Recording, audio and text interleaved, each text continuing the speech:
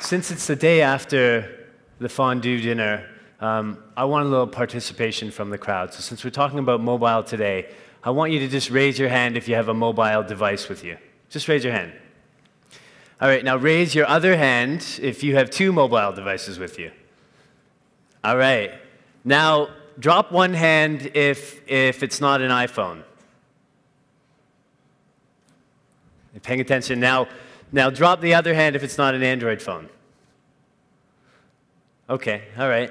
That's my survey for the day, and you guys have done some exercise and participated. So I'm going to talk about mobile trends, really, and not so much about mobile, but about mobility and some of the trends that surround mobile and the mobile device, such as the sensors, the cloud, big data, and how we're creating essentially bionic robots.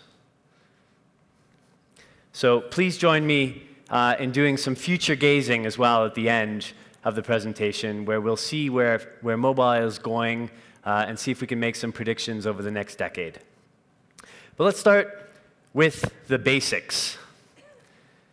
So the now famous Moore's Law is really what's pushing forward technology in the technology industry over the course of the last half century. Gordon Moore is the founder of Intel. And in 1965, he published a paper that essentially said that the number of transistors that you could fit on an integrated circuit board would double every 24 months. And with the doubling of transistors, you have more memory, more processing power, and that grows exponentially. In addition, the cost of those transistors is actually halving over the course of the same period. Now, subsequently, that was refined to 18 months, and it was predicted to last for about 10 years. Well, here we are almost 50 years on, and it's still pushing forward technological innovation. And it's predicted to slow down 2013, 2015, but only time will tell, because right now, what we have in our hand in terms of mobile computing is just as powerful as what we had 8 to 10 years ago on our desktop. So it's quite incredible, the pace of change. And we've seen that in also the number of units that have been shipped. There's been 10 times more units shipped from mainframe computers to mini computers to desktop PCs to mobile internet devices, and now mobile devices in general. There's been 10 times as many units as we've kind of progressed through these innovations. So with exponential growth, not linear growth as you see in the red line here, exponential growth, not cubic growth as the blue line, exponential growth in technology and in these trends, what does that really mean for computing and for humanity? Well, what else grows exponentially? Let's think about it for a moment. We have organisms which eat nutrients, which grow exponentially. We have diseases which grow exponentially, SARS outbreak being a good example from early in the 2000s. We also have technology. Well, there's a view based out of California called singularity, started by Ray Kurzweil. And singularity is a view that there's a hypothetical prediction that computing and computers will become more intelligent than humans. And this intellectual event horizon means that we cannot predict the future. And that's all driven by exponential growth. There's a Singularity University in California, which is supported by Google and NASA. And I encourage you all, if you don't know about it, to look it up and to learn a little bit about where we're going and see if we can all predict the future with the singularity scientists. So what does that mean for humanity? Well, I guess it means that the robots are coming. And robots kind of have a bad name. You know, in the science fiction movies, robots are evil, they shoot lasers from their eyes, they're scary, technological beasts. Well, I don't think all robots are scary. Some of them are actually quite friendly. In 2007, the mobile internet arrived. arguably one of the first robots that had mobility and was connected to the internet. On January 9th, 2007, Steve Jobs unveiled the iPhone, and it was launched on the 27th of June, 2007. And since then, we've seen incredible change in the way computing takes place, both on the iPhone and the Android platform. Think about that. That's only 5 years ago. Think about how your lives have changed in that time. I think you all put up your hands for when I was asking you whether you had an iPhone or an Android. Interestingly, Switzerland has one of the highest per capita iPhones penetration than any market in the world. I think it's Switzerland and Singapore. There's some similarities between the two countries. Since then, Android's been growing very quickly as well. We'll talk about that in a little bit. So there's over 7 billion people in the world, over 5 billion mobile phones, over 2.5 billion people online, and 1.2 billion or so of those people are on the mobile web. Since 2010, it's increased from 24% to 28% of all time spent online is via mobile. That's incredible, and that growth is happening very quickly. So what do we see at Google? Well, using Finland as an example, Nokia is based out of Finland, one of the pioneers in the mobile space. We've seen year-on-year query growth grow over 200%.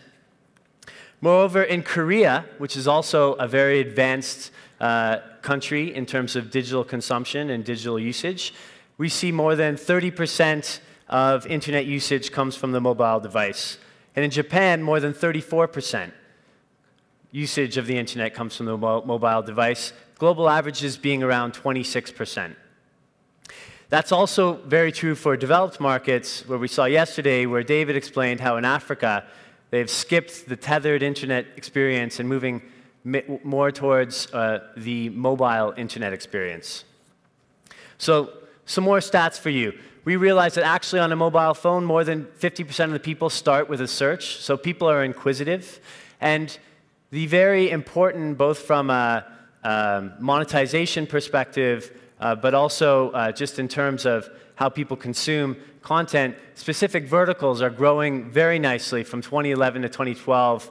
Travel, entertainment, and retail queries have more than trebled.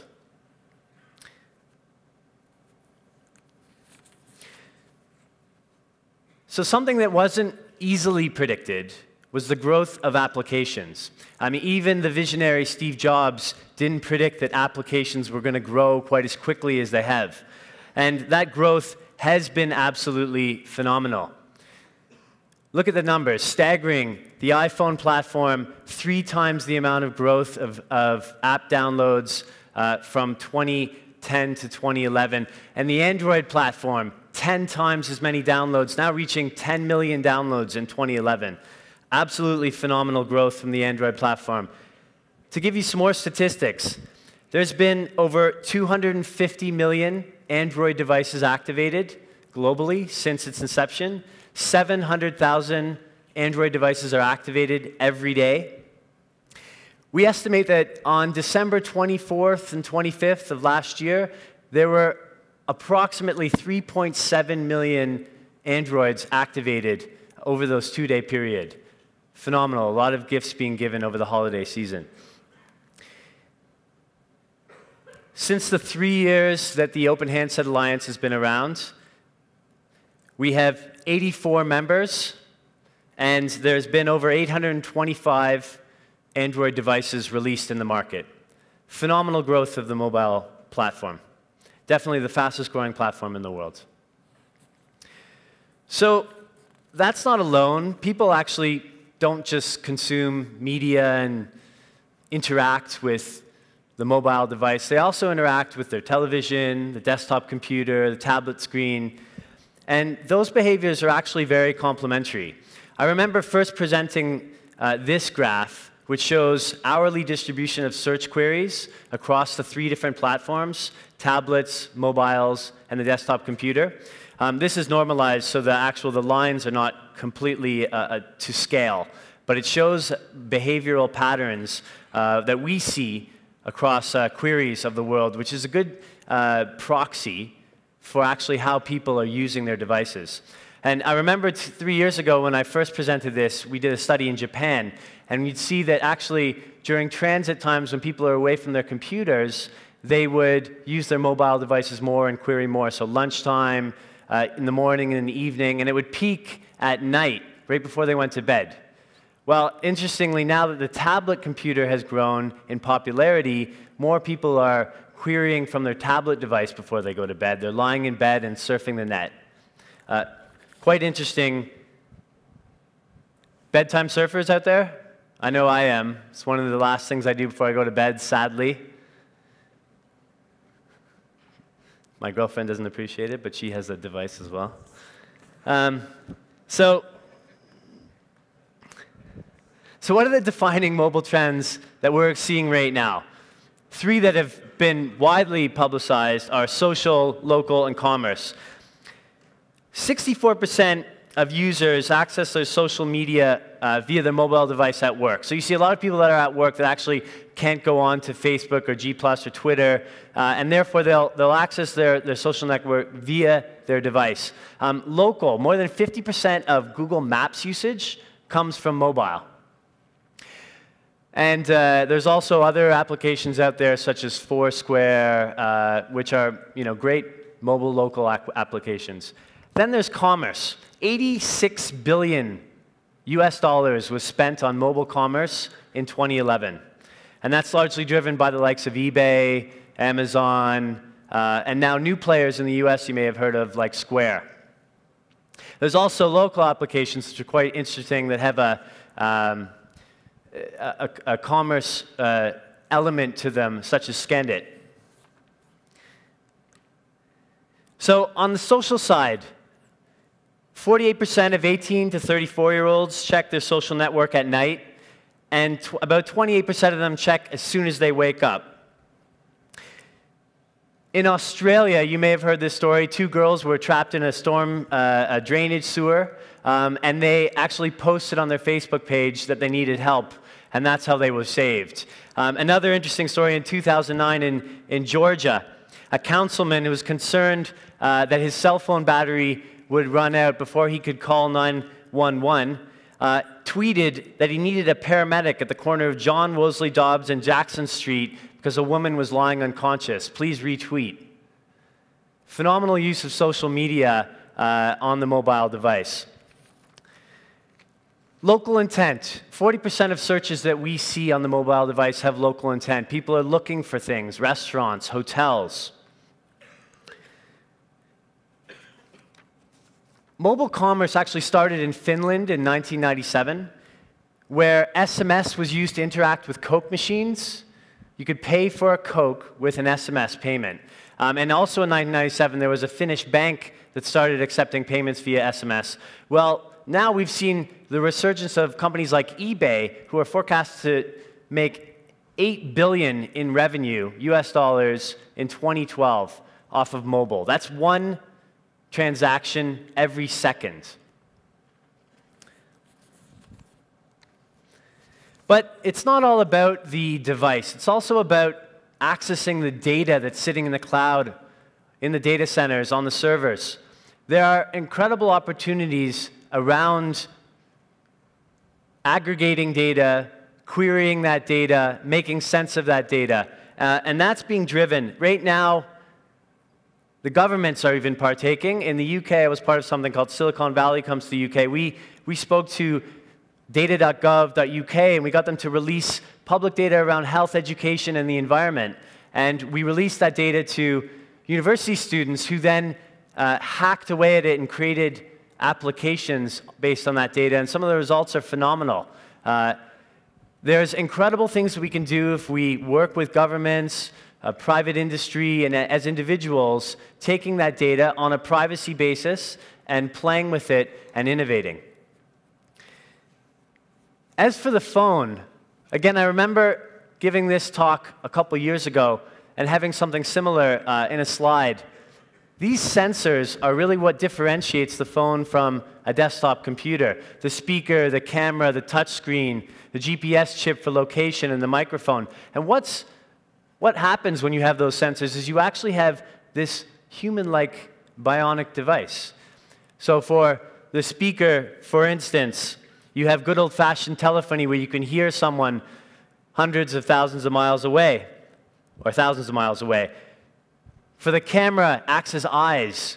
Google has a product called Google Goggles, which you may have used before, which is visual search. The skin, touchscreen, it's dynamic. You can touch it, multi-touch for maps and pictures. The GPS chip for location-based searching, looking for that local restaurant or that local bar. And of course, a microphone for audio search, which is even launched in languages such as Zulu in South Africa. And last but not least, the cloud, which is really the brain of the bionic device in the little robot. That's where all the data and the information is stored and where the real processing power happens. So what's next? Where is it going from here? That's where we were. Where's it going? Are we approaching technological singularity? Let's do a little bit of future gazing and some predicting. Please help me out here. So, because we're in Geneva and we're near the United Nations, I thought we should talk about the ears and the mouth of this little bionic device. Well, already we have a product at Google which is a translation tool. It's called Conversation Mode, where you can speak into the Android device in English, and much the way those of you that are hearing a translation now into French or another language, you can hit speak and it will speak it in that language. But it's not real time, but it does happen live. Well, I predict that in the coming years, with voice over IP technology, the servers in the cloud, and Moore's Law, what we're going to see is real-time translation, which means that if I'm speaking in English to a colleague or a friend in Beijing, he or she is hearing it in Mandarin in real time. And equally, they're speaking in Mandarin, and I'm hearing it in English. Can you imagine what happens when you open up that level of communication amongst nations, amongst people? Could be absolutely incredible.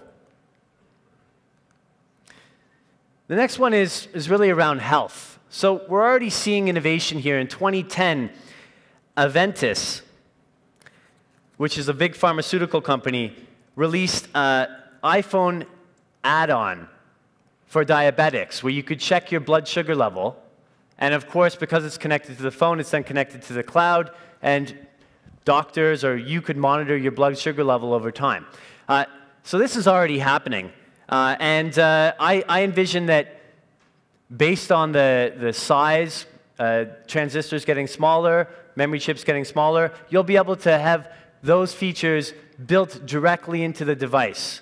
You could measure all sorts of things based on that. You could measure blood levels in terms of if you're looking for any specific diseases or irregularities. And that's tracking in real time, of course, based on permission. That could save lives in remote areas where people don't have access to the internet or to a doctor.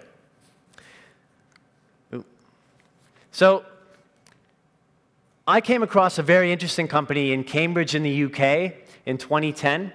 They were called Owlstone Nanotech. They create a dime-sized silicon chip that detects gases. And right now, most of their sales go to the US and the UK military for detecting gases in the battlefield. But you can imagine where this is going if you can fit that chip into a mobile device. The number of gases that it can detect is only limited by the number of gases that they have in the database. So I don't know about you, but when I moved to Switzerland several years ago, I was hit by some nasty allergies. So come the spring, I can barely breathe in certain parts of the country. I don't know why. I've never had allergies before. And so you can imagine using your phone to walk down the street, and it would notify you if the pollen count is high. Turn around and go the other direction if you want to breathe. And since this is the time of political change, there's election year in the US, in France, in Senegal, and Ghana, I thought we should talk about democracy. Imagine having a biometric authentication on your device where it could know it was you, and you would be able to vote in real time. Anybody with a mobile device could vote. That would change participation in the democratic process. And I think we're getting there. We're very close to getting there. Finally, one last example is automated apps. So I use my alarm clock on my phone. I've been using it for a number of years now. I don't use my bedside table alarm clock anymore. But why does it need to stop there? Why can't automatically my coffee maker start when I wake up? Why can't my news get sent to me immediately and the app pops up as I'm getting out of bed because it knows I'm moving? Why can't the bus ticket as I'm walking towards the bus or the train be automatically purchased or the door open before I get there? All these automated processes, when linked to your calendar, are all starting to happen. So really, it's not about the mobile device. It's about the internet. It's about connectivity to the cloud. It's about pervasive connectivity. It's about mobile computing. And it's really about the internet living and breathing within devices, any kind of device. And those devices getting smaller and smaller until they maybe fit behind your ear. So people ask, are we moving towards this world of singularity? Are the robots coming to get us? Well, I would argue that the robots have already arrived, but they're friendly robots, so they're nice to us, and they add value. Thank you very much.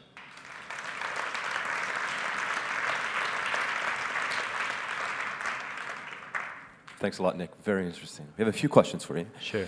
And we're doing fine with time. All right. You mentioned analyzing mobile data. You mentioned where the UK government provided data.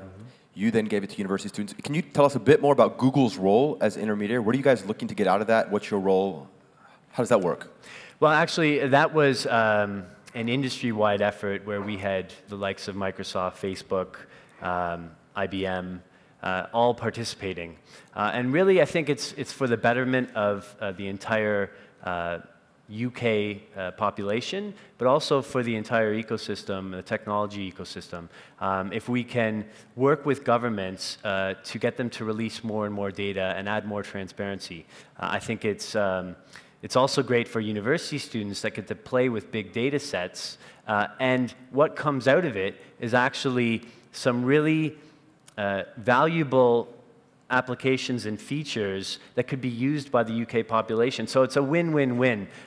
We just need to work together. And so really what Google sees as what we're trying to get out of it is just more encouraging governments to be more transparent, encouraging more data to be put into the digital universe, because that will allow these innovations to happen.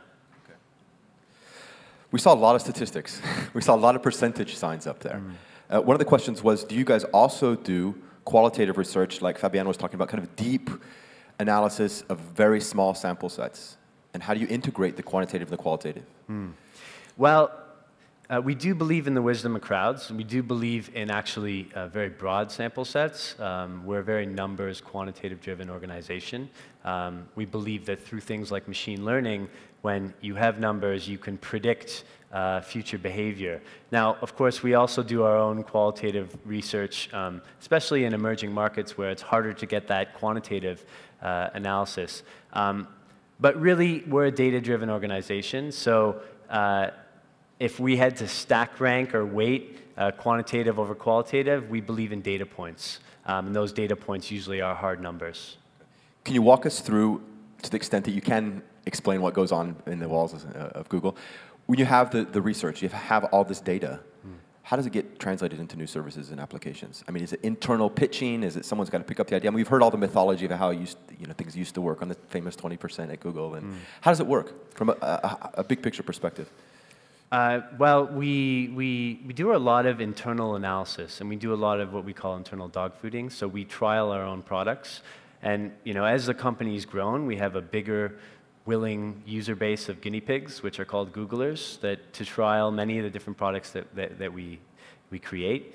So I'm trying products right now that you may never try because we'll have failed at creating them in the proper way, or they'll change and innovate in form before they're released into the wild and the public in maybe only a beta version. So we play with the data sets we have in a very experimental way. as long as it aligns with our product strategies and the technological vision that's set by our CEO, Larry Page. So it's a lot about trial and error and iteration. Fail quickly and learn from your mistakes and make it better. And really the onus is on Googlers themselves to consume our own products and to innovate on them. Data-based, we all know Google's database you just explained. Sometimes the data doesn't speak enough. I mean, are there some times that you've had to rely on instincts? I mean, sometimes you make the call about what to invest and what to pursue in the future. That's kind of your job, is to say, this might work, this might not work. You've got two data sets that are pretty similar. You've got arguments for both sides. Mm-hmm. What's the role of your personal instinct, your personal gut feeling of what might go forward? And how does that play out within Google's data culture? It's a very collaborative approach. I mean, we're a product-driven organization, so a lot of the product strategy is driven by the product leaders. But we work together as a team. So we take data points, we take insights that each one of us have in the market. I myself may know the mobile landscape very well. I may speak to a lot of startups. I may speak to a lot of telcos and ISPs and OEMs. And I may feed that back into the product managers as they're thinking about how they can take a specific application and use the data that we have. And we'll combine our thinking from a very cross-functional kind of perspective, looking for some sort of consensus and then traction. So we look for that internal momentum and traction on a product before we'll take it forward. And that requires a lot of internal negotiation and discussion. So we often joke that we debate amongst ourselves a lot, and then of course we talk to our users and we get signals from our users, and that's really how we make decisions. Thanks a lot, Nick. Thank you. Nick Heller. Thank you.